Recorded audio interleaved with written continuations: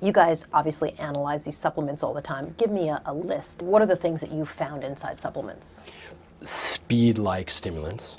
We find diuretics, laxatives.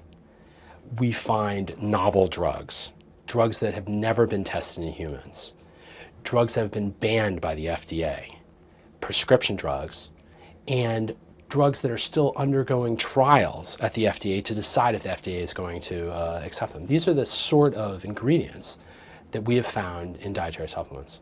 Many experts have found bacteria, fungi, heavy metals, and pesticides in dietary supplements. Is it just a tiny number of supplements that could potentially kill you?